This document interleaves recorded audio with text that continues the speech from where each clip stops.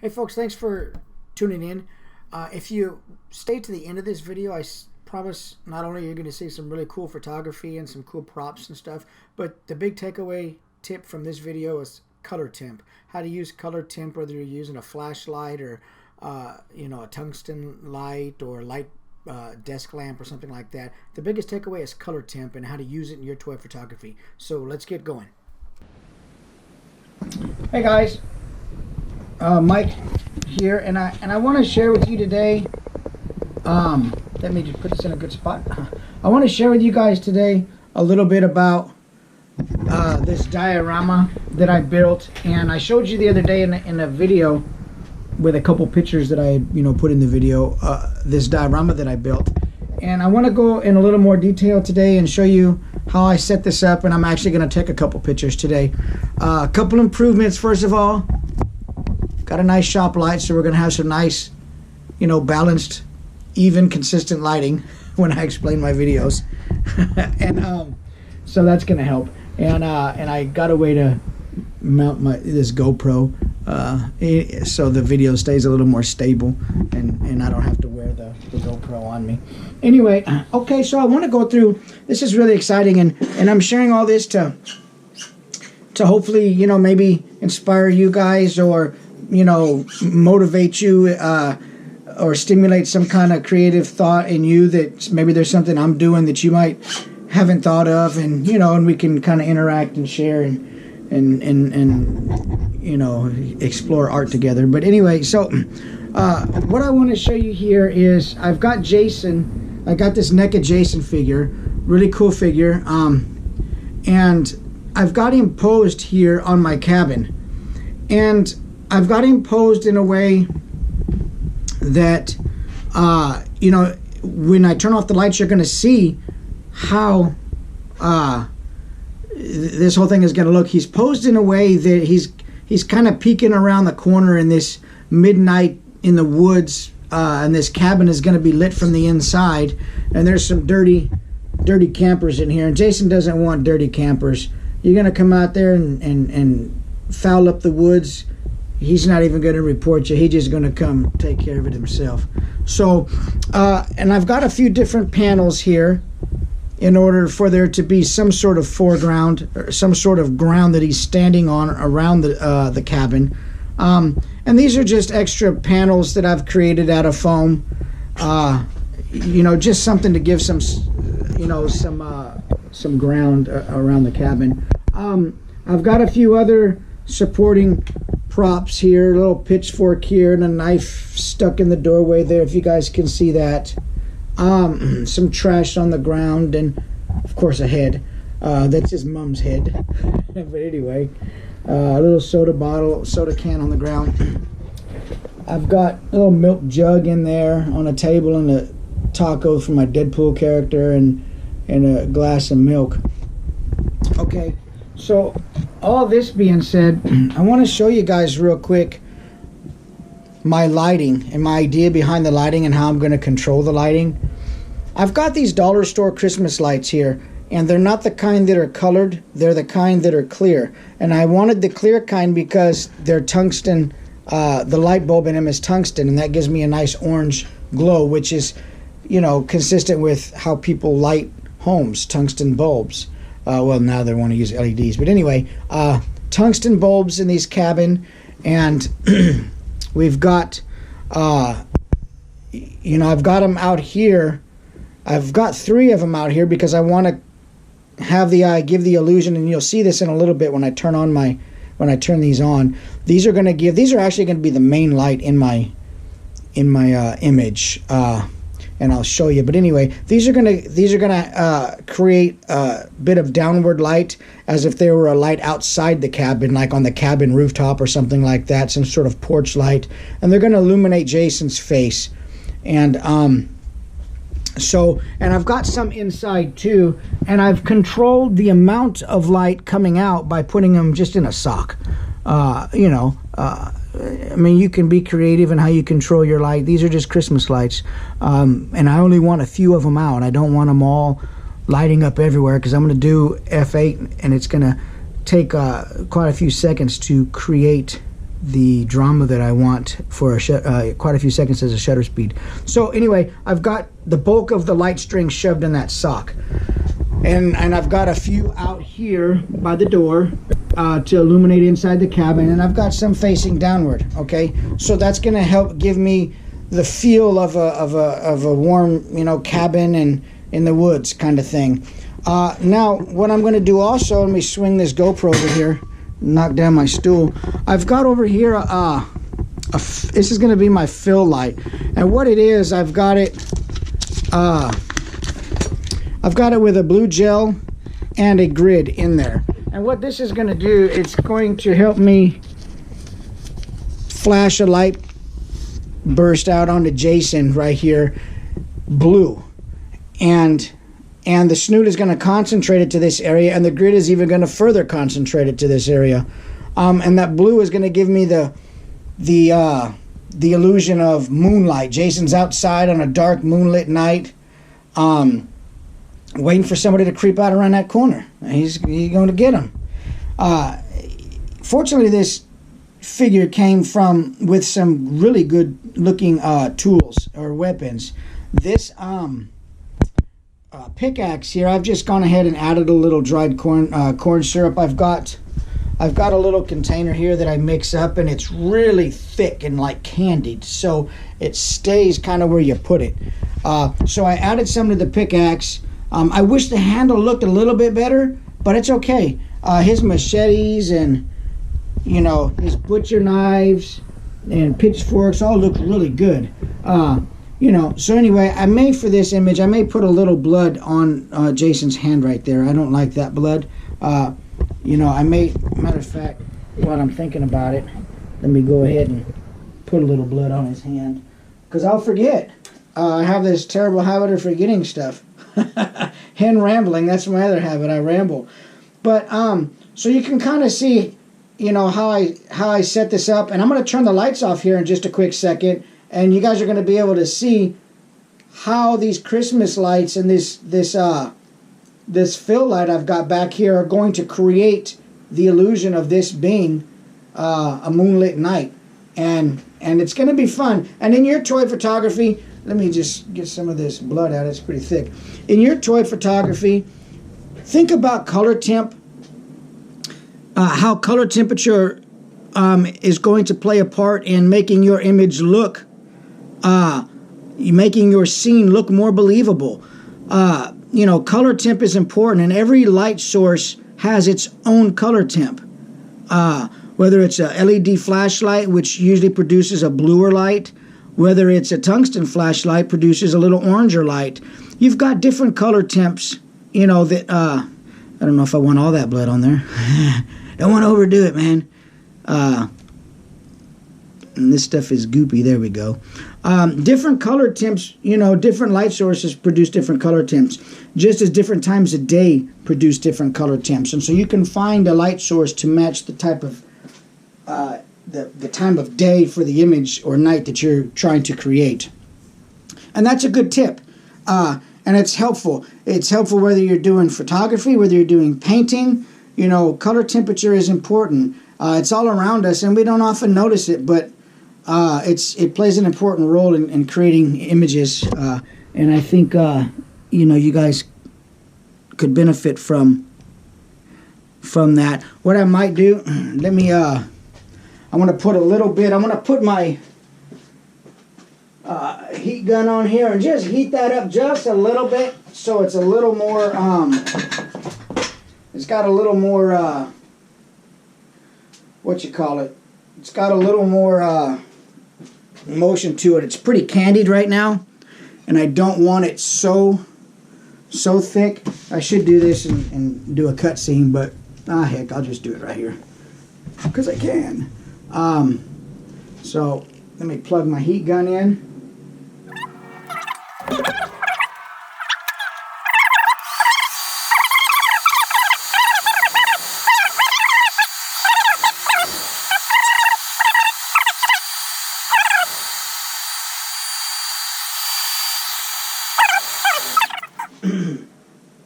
Set this over here.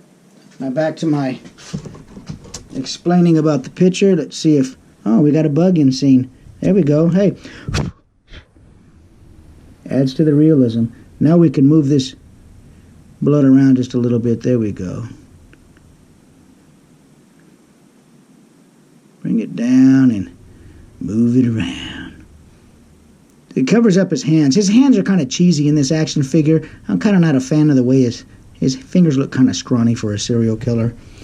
But he was first starting out at this point with that mask. He was first starting out, so he hadn't built up his axe arms yet, probably. And so I can kind of forgive him a little bit. Okay, great. So we've got that done. Add a little blood to his hand. And what I'm going to do now is I'm going to go ahead and plug in some of these lights, and you're going to see the effect I'm talking about. Now it'll get dark for a second. Hey guys. Okay, so what I want to show you now is I've got a composition I like. I'm going to show you my settings real quick on the camera. Not that these are important, because obviously your settings are going to be entirely different, but somebody's going to inevitably ask me, hey, what settings did you use? 8 seconds, f8, ISO 100. My white balance is set to tungsten, and that's because I'm using these tungsten bulbs as my main source of light. Okay, so that being said, what I'm going to do next, really quickly, to keep the video short, is I'm going to go to live view. Okay, I'm going to, and maybe I can show you guys this while I do it. All I'm going to do is I'm going to go to live view. Okay, I'm going to go to Jason's head up here, and I'm going to get my focus. I'm going to lock my focus in where I think I want it. Okay, and it's going to be on his eye, so let's get the focus rolled to his eye nice and sharp. Okay. And I'm going to put the camera back up here. I've got focus locked in. And we're good with that. So what I'll do now is I'm going to turn off my light, my regular, shop light here. And I'm going to take a test exposure. Okay. There we go. And we're going to wait 8 seconds. And I'm going to take a look and see what we got. We're going to figure it out at the same time. Okay? So, let's take a look and see what I got. Image 9773, and I'm going to explain to you a couple things that I may or may not like in the image and what I want to change. Okay, let's bring this up on screen. Okay, things I like about this image. I like the light source coming from overhead. I like the cabin lighting. It's not blown out and overly done. Okay, I don't like the amount of blue coming in on Jason. I'd like it to be a little bit more, and I'd like a little bit more light on Jason's face. On the one side, I would like a little bit more light. So what I'm going to do, and I'll show you this, on my my wireless flash trigger, I'm going to adjust the power up to 64th. Then I'm going to come over here and put this down, and let's just take one more shot and see what the blue looks like on Jason now, and then we'll address the face here in a second. I want a little bit more blue from the outside, from the moonlight. Okay, and I think that's going to do it. That's 9774. Let me zoom in and take a look. Yeah, that's a lot more blue, and I like that. It's not overly blue, but it's a lot more, and I like that better. Okay, so we will keep that blue. Now to tackle Jason's face. What I think I'm going to do for that is a couple things I can do. I think I will just grab a flashlight. And the handy thing about this flashlight, it's LED, and so it has a blue color temp. And what color is coming off of that studio flash I have? It's a blue gel, so this is going to work pretty nice. Okay, and so let's go over here. I'm going to take another shot, and we're going to just try to improve the one side of Jason's mask a little bit. I want it a little bit brighter. I don't want it in such darkness. So this is what we're going to do. We're going to take another shot. We got 8 seconds to light paint, Jason. Okay, right there. Let's see if that had an effect, or if I need to let a little more light through. Okay, we're going to bring that up 9775. I'm going to bring that up on screen. So anyway, that gives you a quick idea of, you know, let me turn this light back on. A quick idea. I want to keep the video short for you guys of, you know, of creating this image. You know what? Were we able to see that fallen head at all on the ground? No. Let me light that head just a little bit too. Sorry, but I just want to make sure you guys see, you know, how I'm doing this. And reflector, okay? I'm going to put this reflector over here, okay? And that's going to bounce a little light back from those tungsten bulbs into Jason's front of his eye hole. It's also going to fill in the scene a little bit more, so the lighting isn't, let me get a better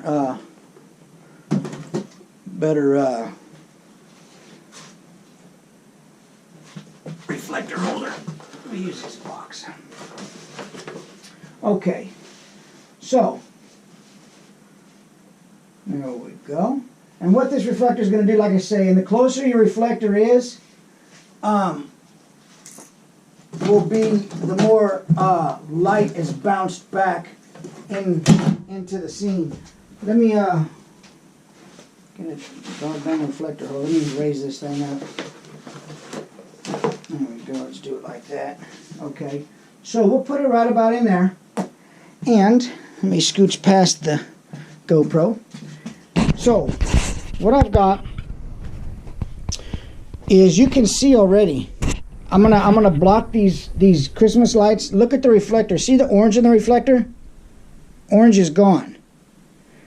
Orange back. This is gonna bounce the light back into Jason's eye hole. and perhaps it's not low enough, but I can light that with the flashlight, and we can bounce this light back in onto Jason's eye hole. So let's take a look and see how that's going to pan out in camera.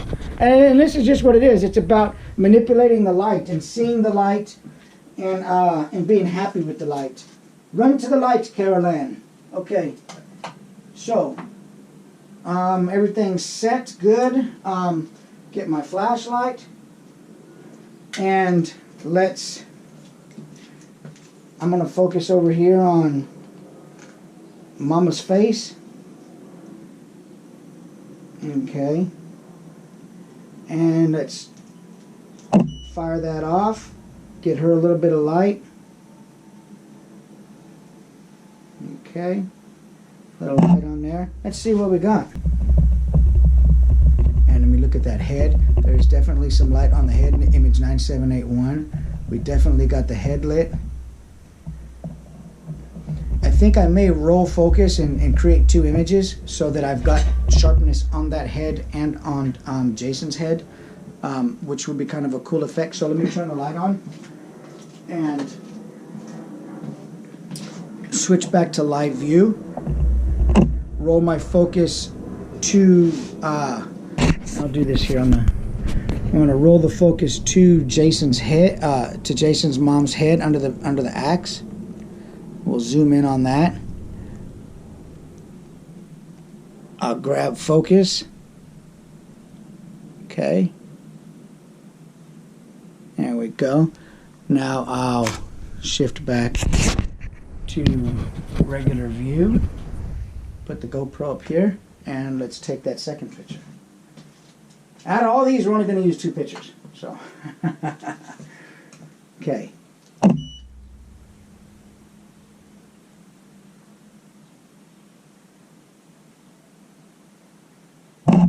There.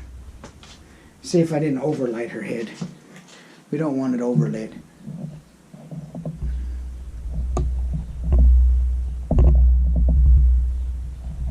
Okay. And I think we've got it lit a good amount. Yeah. That'll work. Okay, cool. Now I can shut this stuff off and one last time, just give you guys a quick look around this little set. I'm going to take some other pictures and I'll post them. But, you know, thanks for hanging out with me. And I could have cut and edited all that stuff out, but I just want you to see how I'm going about this and how to see things in your image and find ways to correct them. You know, and so hopefully this was a time where I gave you a little bit of information that you could use. And if not, well, hey, like and subscribe anyway. Thanks. Take care. Bonus footage. Look at this.